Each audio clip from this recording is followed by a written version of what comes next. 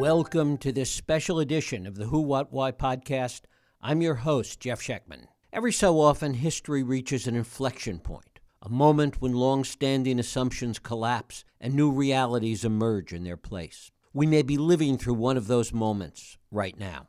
This was on full display in the Oval Office last week when Donald Trump berated Zelensky, Ukraine, and Europe. Add to this Trump suggesting that Ukraine bore responsibility for its own war, and once again praising Vladimir Putin. What played out was more than just another Trumpian spectacle. It was a window into how drastically American foreign policy and the very idea of Western unity could be reshaped.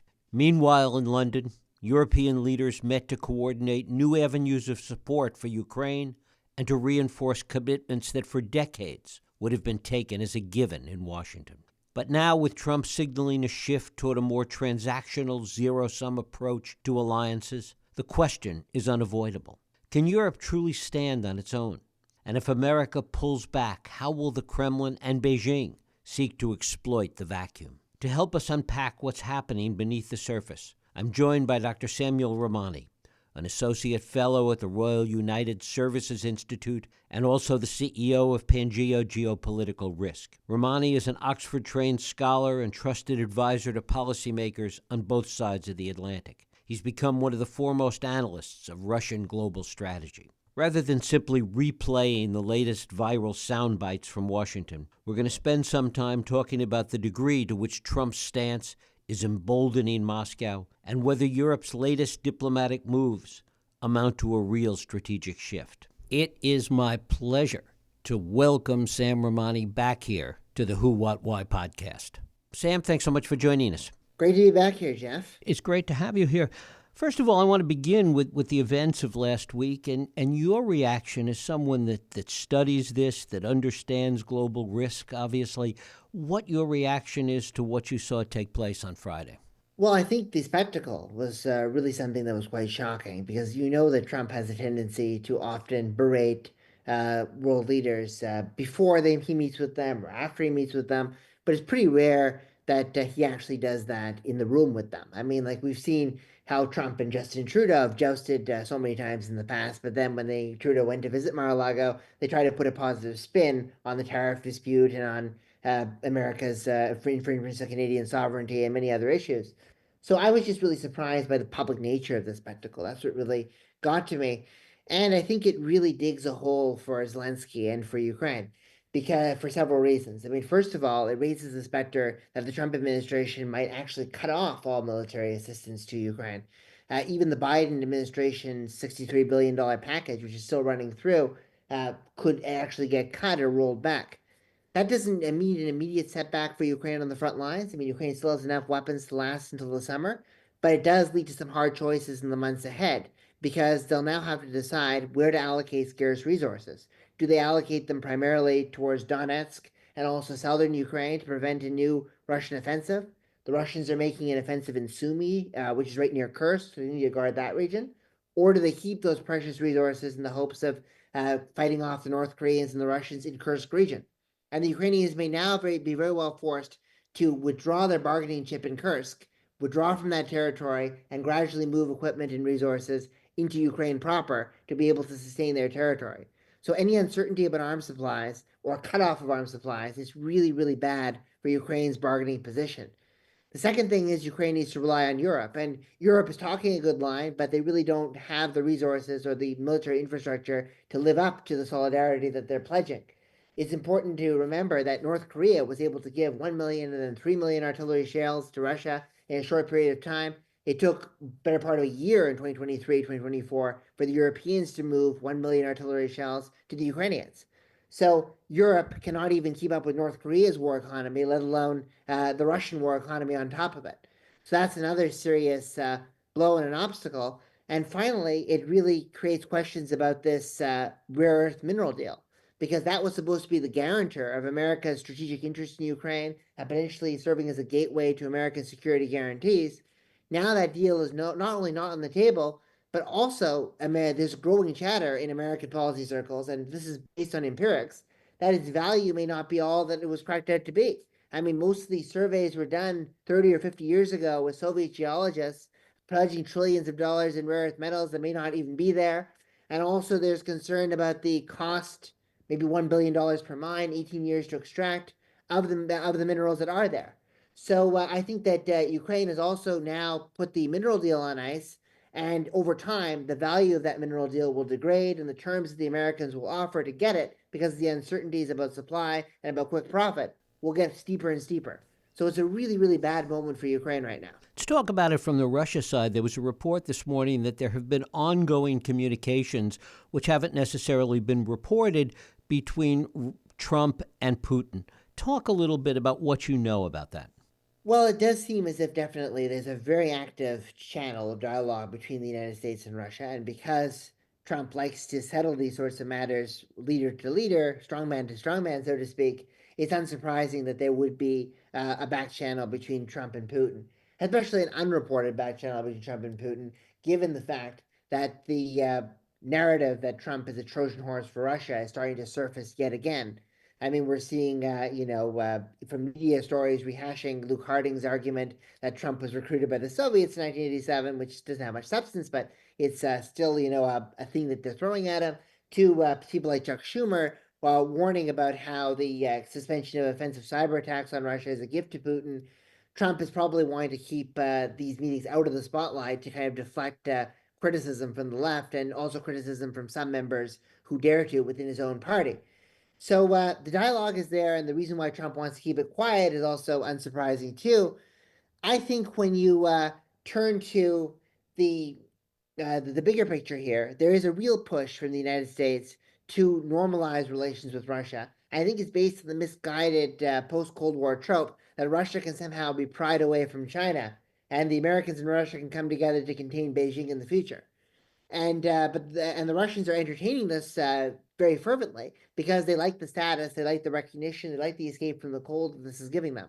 So I think what we should expect going forward are more engagements between Trump and Putin, eventually a meeting between Trump and Putin in Riyadh, like we discussed, as well as continued back channels between the Americans and Russians, most likely hosted in the Middle East. We already saw one in Saudi Arabia. We saw a lower profile one happen last week in Turkey, and more of those type of things, and serious discussions, I think, also between the US and Russia about what a post war relationship will look like. They may not be able to come to an agreement right away on arms control or strategic stability, but they might be able to come to some kind of an agreement on economic cooperation and joint investments and the alleviation of sanctions. So we should expect more discussions on the possibility of a US Russia economic rebuilding, all coinciding with these high level clandestine and publicly facing dialogues. You talked about the military aspect of what Europe might be able to supply or not supply. What do you think Europe can do that these meetings in London, for example, this weekend, that Europe can do on the diplomatic front at this point? Well, Europe can do some things on the diplomatic front. I think they maybe can do more on the diplomatic front than they can actually do on the military front right now. I mean, the first thing I think that they can do is that some European leaders are quite well equipped to be a bridge between Trump and Ukraine, and also a bridge between what is the European chasm, which is now supporting Ukraine against Russian aggression, and the U.S. position, which seems to not be labeling Russia as the aggressor and seems to be distancing itself from support for the Ukrainian cause and not believing that it's important for transatlantic security. So there's some European leaders who can serve as a bridge. Obviously, the leader who won't be serving as that bridge is Friedrich Merz, the new incoming chancellor of Germany, because he's talking about European independence from the United States, and he seems to be viewing the U.S. under Trump almost in the same bucket as Russia and China. But Keir Starmer in Britain can serve in that role, perhaps. Starmer had a very productive meeting with Trump last week, and Britain, for now, has been able to push back against the tariffs and prevent tariffs from coming on them. And Italy, Giorgia Meloni is another leader who could play that kind of bridging role. So that's one way in which Europe can contribute diplomatically.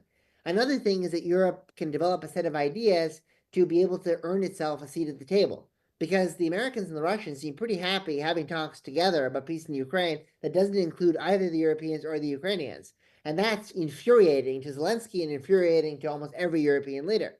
So the Europeans have to come up with a set of ideas that can gain traction, that can resonate. And that's why I think the Starmer plan is kind of accommodating that. It's on the one hand providing an appealing set of options for Trump if the Russians do not behave in good faith in these negotiations and the Russians escalate the war. by calling for a possible renewal of arms supplies and maximum pressure on Russia.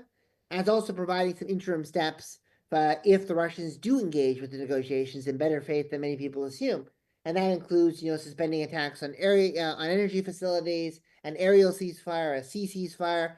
So some elements of the European proposals will probably be picked up by both the American and the Russian side, even if they don't agree with the majority of it or the crux of it. And any agreement on those proposals could give Europe a seat at the table. So Europe can play two roles, right? Serving as a messenger and a back channel to alleviate this conflict between Washington and Kiev and to bridge the gap between more hard line leaders like MERS and the Washington Consensus, and also to provide some policy proposals for peace that could be woven into the US Russia dialogue and give Europe and Ukraine a seat at the table by proxy. Talk a little bit about the money from sanctions that might be used by the Europeans and funneled to Ukraine. Well, that's been something that's been talked about ever since the start of the war, when the $300 billion in assets from the central bank, most of which is concentrated in Europe, not the United States, has been up for grabs, and it's been rumored that they will repurpose it for the Ukrainian cause. We've already seen some movements in that direction. The Americans earlier on in the war to seize some of the assets of Konstantin Malafiev, an oligarch who's tied to the Russian Orthodox Church, who is a major promoter of ultranationalist media in Russia. He has a Tsargrad channel for anyone who's interested in following his conspiracy theories further. Malafiev's assets were relocated to Ukraine in part, wherever it was in the United States. Not much, symbolic, but it happened. Also, there was a movement from the Europeans to move some of the proceeds from those frozen assets and use them as collateral. And that's something that the G7 largely agreed to, including Japan, to move some of those assets to the Ukrainians. And now there's a push for the bigger move, which is to take those $300 billion in principle and actually transfer that to Ukraine to buy more Western weapons and to strengthen the Ukrainian resistance capacity. And the Europeans might make that move. I mean, Bill Browder and many other Russia hawks and activists have been really pushing for this. But the Europeans also might not make that move because they're worried about the precedent that it might set. It might cause chills down the spine of China and may prevent Chinese investment in Europe right at a time when Britain, in particular, is trying to court closer ties with China. It might also lead to concerns from some of the Gulf monarchies. I mean, there was a Bloomberg report that I also heard be reiterated by some of my sources in Moscow before it, that Saudi Arabia was really angry about the prospect of the confiscation because it feared that if there was another Khashoggi incident, that they might see their assets taken away too. So I think the Europeans are going to continue just using the proceeds of this for now, and they're not going to actually move the principle because they're worried about the reactions from countries like China or Saudi Arabia. But I think it's definitely something that they might keep on the cards or they might escalate towards if the US actually does cut off all aid and there is no sign of a peace settlement and Russia is just going to win the war and there's no other option, they might decide to take that plunge. Where does NATO fit into all of this right now? Well, NATO right now is in a period of severe crisis. I mean, one of the things that we found really interesting back in 2022, right, was the notion that NATO actually came together. It actually coalesced for the most part around Ukraine. I mean, there were obviously a few members who were more recalcitrant, like Hungary, which didn't supply arms to Ukraine, and Slovakia, which now claims it doesn't supply arms to Ukraine, but has defense companies on the ground that do work with the Ukrainian military. But for the most part, the alliance was cohesive. NATO actually was able to expand during the war by bringing in Sweden and Finland over the objections of Turkey and Hungary over the course of time. And now all that solidarity, all that cohesion, all that strength seems to have frittered away and given away to weakness because there's this fundamental divide between the United States and Europe on how to proceed. I mean, I think in the long run, it's still possible that NATO could end up stronger from this moment because European countries will just be able to spend more on defense. I mean, European countries will be able to spend, like for example, Britain will be looking at going from 2.5% to 3% of GDP. Germany might eventually be compelled to lift the debt brake, which restricts its deficit spending, to spend more on the military. The Poles are already taking their defense spending up to 5%. So it's possible that NATO in the end could emerge stronger from this drift because European countries start spending a lot more on defense. But that's a long-term thing. Right now, the cohesion and the solidarity has been severely tested, and it does appear as if the Russians and the Chinese are achieving their long-term goal, which is to separate the transatlantic alliance and pit the U.S. against Europe. Does all of this represent some broader shift away from the decades old idea of collective security and mutual alliances that we're now looking at everybody for themselves? Well, I think that certainly played a part. I mean, I think that's certainly now the guiding doctrine of American foreign policy, right? It seems to be transactionalism, and America first means just looking out for what the narrow interests of the United States and not really looking after your allies. It seems to be questioning the very notion of alliances and lasting partnership. So, yeah, I think that this is a very significant change that we've seen coming from this. But it may also leave about this crisis is not just a U.S. European one. There's also a crisis within Europe about for alliances too. I mean, France and Germany have fundamentally different visions on the collective security system inside Europe and NATO, from things ranging from the French nuclear umbrella to the Sky Shield defense system to where to invest. And also, when you look at polling numbers, you see only maybe 15 or 20% of people in Britain or France or Germany, especially those who are under the age of 50, would be willing to volunteer as troops or see their country's troops deployed in the event of a Russian invasion of, let's say, Germany. Not that many people in Britain or France will want to send the conscription at home and send troops on behalf of their allies. So there's a crisis of alliances, not just between the US and Europe, but there's also a crisis at a popular level within the European Union and within European countries of NATO. So it's a problem that extends well beyond Trump, even if Trump is the leading poster child of that phenomenon. And what underlies Putin's attitude at this point and the potential of further Russian aggression? Well, I think that Vladimir Putin is viewing the latest developments, obviously, with a lot of confidence and with a lot of strength. I mean, the Russian media was replete with celebrations after the Oval Office meeting against Zelensky. You even saw the Russian Foreign Ministry spokeswoman Maria Zakharova kind of quip. They were surprised that Vance and Trump didn't start hitting Zelensky in some kind of an old, 1990s Russian style, parliamentary brawl.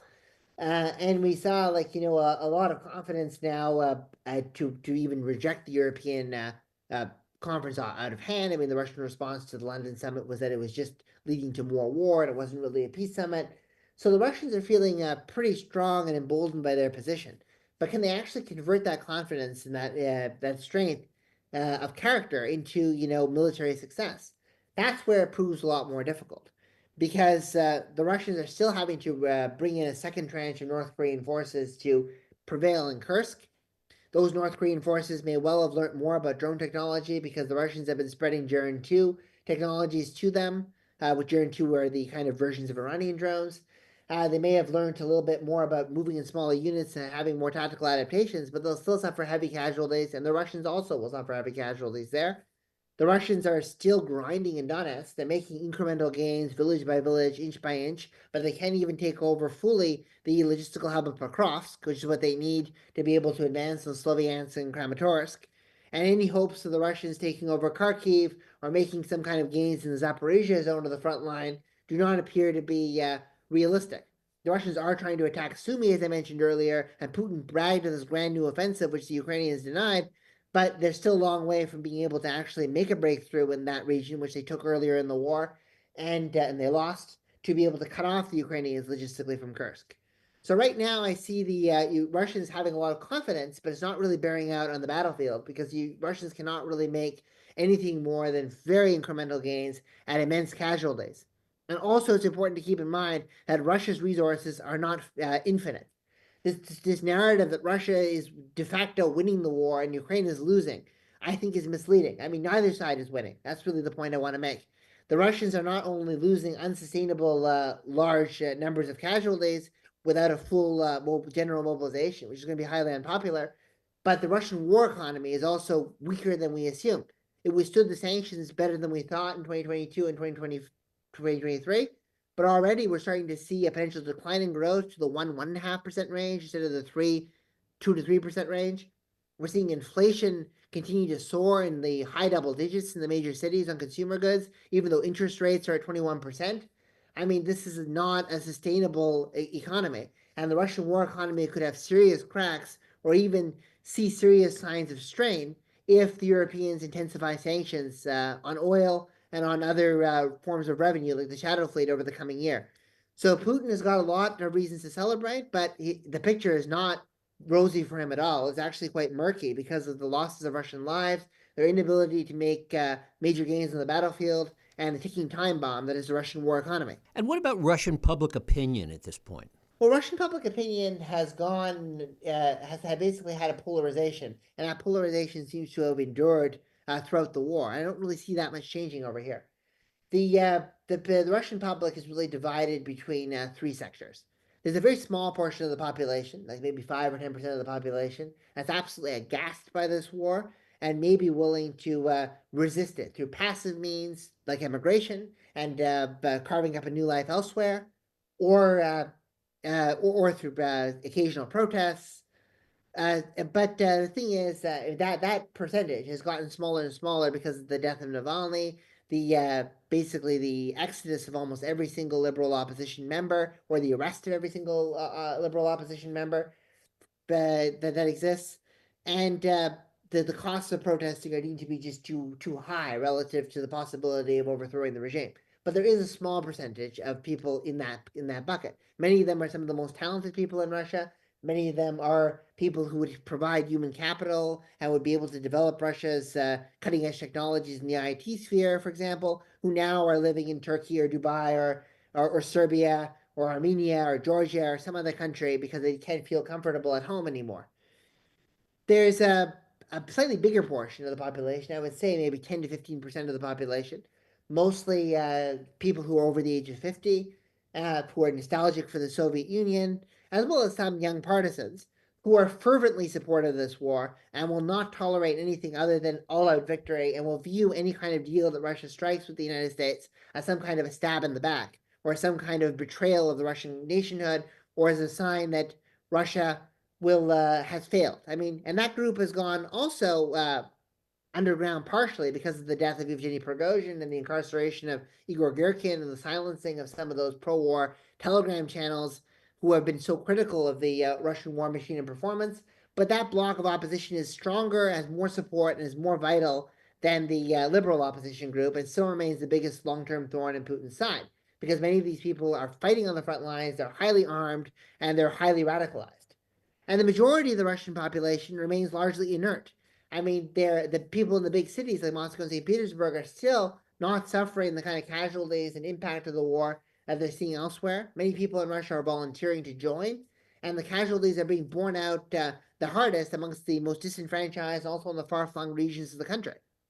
So the only thing that they're suffering from this war, if they are suffering anything, is economic hardship from rising prices, and that has only partially begun to kick in because there was a big increase in disposable income in the first 2 years of the war that's just being now kind of leveling off. So I don't think that the majority of the Russian public is really clamoring for an end to this war or clamoring to put pressure on Putin. They're mostly inert and they're mostly happy to let things play out at this stage, and it would only take a collapse of the Russian war economy for there to be a bigger agitation against Putin. You talked earlier about the way Zelensky was boxed in. What's his next move, and does he survive this? Zelensky's next move is basically, I think, to kind of go back to the drawing board with the United States because he cannot really rely exclusively on Europe, even if he wants to right now. He needs American arms, he needs American equipment, and he needs that rare earth mineral deal. So that might mean, dropping some of the rhetoric about NATO expansion and about and softening some of the rhetoric on security guarantees.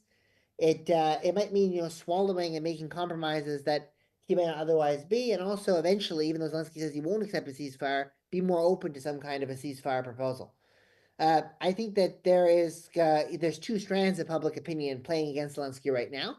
There's one strand who will view any kind of deal with Russia or deal with Trump as some kind of a betrayal, and those nationalists will come out to vote against him in droves in the next election. And there's another group of the population which is tired of the war and kind of wants, it believes it to be unwinnable and wants some kind of a stabilization before the situation gets much worse. It was pretty interesting to see his former spokeswoman, Yulia Mendel, who was a very strong supporter of the Ukrainian cause, coming out this weekend basically talking about how, I mean, maybe Zelensky's got to, patch things up before the situation gets much worse. So there are divisions inside Ukraine. It remains to be seen which of those camps Zelensky tries to mollify first.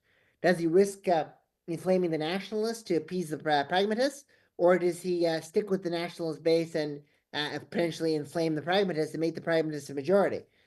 I think that Zelensky is going to dance between those two camps until he's forced with a moment of decision. I think the moment of decision will push him in a more pragmatic direction rather than a more obstinate direction, simply because Ukraine doesn't have that many cards. And Trump is maybe very blunt and crude to say that to his face, but Ukraine doesn't have very many cards without U.S. assistance.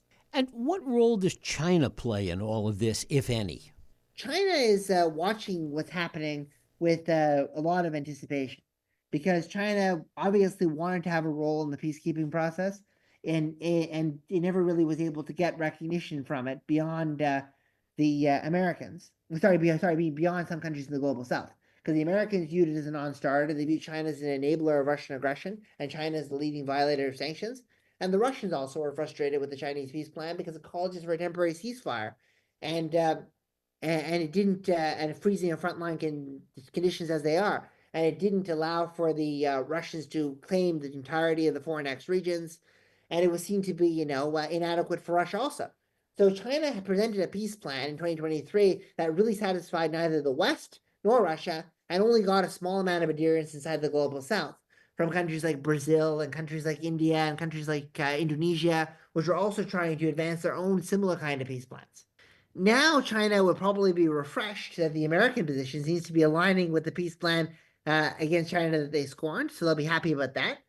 Chinese companies will also be easing their concerns about secondary sanctions coming from the United States. It appears as if sanctions are on a trajectory of being loosened rather than being tightened. So they still have to watch out for European and British sanctions, but those sanctions are don't not deemed to have enough teeth without American ones. So Chinese port operators might become more brazen in supporting the funneling of dual use goods to Russia. China might even become a little bit more indignant about abetting some Russia North Korea cooperation up to a point, though they don't want North Korea to get too dependent on Russia, that they dilute their dependency on China, or to become too aggressive because of it. So the Chinese might be willing to take more risks now and maybe willing to be more confident, but they'll also be watching with a degree of trepidation about the uh, the longer term U.S. Russia relationship. Because if the U.S. and Russia do have some kind of an economic thaw, you might start seeing the Chinese not having preferential partnership status all the time. Russia, for example, is starting to impose some low level tariffs on Chinese trucks, for example, claiming quality control issues with copper and wiring. Will that be a potential move towards protectionism and a move towards regaining Western, Japanese, Korean cars and trucks instead of overly relying on Chinese ones? I mean, there are some problems that could come from a U.S. Russia rapprochement, even if the Chinese remain the overwhelmingly dominant economic partner for Russia. So the Chinese are seeing a lot of opportunities here. I mean, I think in terms of getting recognition for their peace plan, even though Trump will never credit them with it, they may well even get a seat at the table if Russia insists on it. For example, Russia might want China at the table if the Americans ultimately do accede to having Europe and Ukraine at the table. And but there are also some concerns about Russia becoming less strategically dependent on China and having more options, because a Russia with more options is less captured by the Chinese agenda going forward. So I think it's a mixed bag for the Chinese right now. And what does all this look like to you at the end of the year? We get to the end of 2025. What do you see? Well, unless there's a drastic change in the dynamic, which basically sees Russia uh, either recommit to the war path 100%, refuse to entertain negotiations with the West, and the Americans uh, start listening to some of the views of some members of the Republican Party who are more hawkish on Russia, like Congressman Joe Wilson, who was a key advocate for the sanctions against Bezina Ivanishvili in Georgia, and also the Caesar Act sanctions against Syria, and stuck with the cause against Assad, even when it was not popular, and even when people thought that Assad had won, and also people like Congressman Don Bacon, who also has the ear of Trump sometimes, even if he's not really in the inner circle, and advisors like Fred Fleitz, who have called for Trump to arm Ukraine to the teeth if the Russians don't entertain the peace talks. So in a scenario where the Russians don't entertain peace talks at all, they become too emboldened and they miscalculate how much Trump is willing to give up to them, and Trump fears looking weak, we could see the war dragging on for another year or two. But that's one scenario.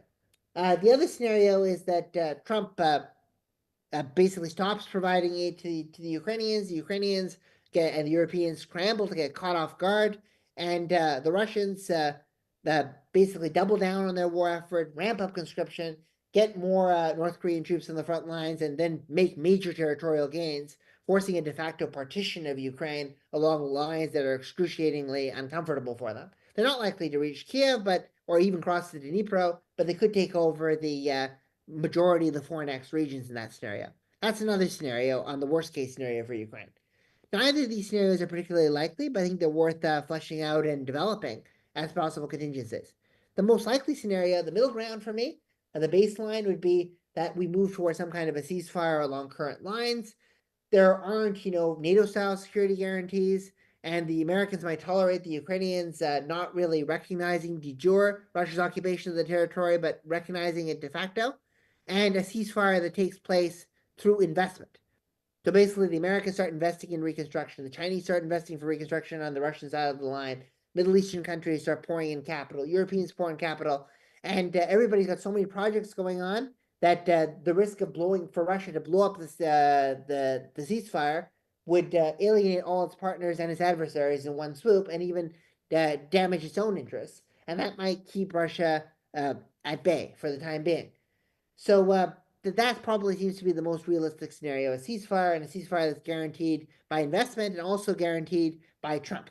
So Trump likes to think of himself as the only person who can guarantee the peace, because no war started in Ukraine when he was there, but they started when Obama was there, and they started when Biden was there.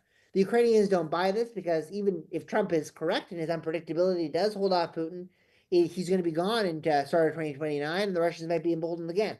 So the so a ceasefire that I think that is guaranteed both by Trump's bravado and by investment, combined with but basically de-escalation, is what we see as the most realistic outcome for 2025. Sam Ramani, I thank you so very much for spending time with us here on the Who, What, Why podcast. Thank you very much, Jeff. Thank you. And thank you for listening and joining us here on the Who, What, Why podcast. I hope you join us next week for another Who, What, Why podcast. I'm Jeff Sheckman. If you like this podcast, please feel free to share and help others find it by rating and reviewing it on iTunes. You can also support this podcast and all the work we do by going to whowhatwhy.org/donate.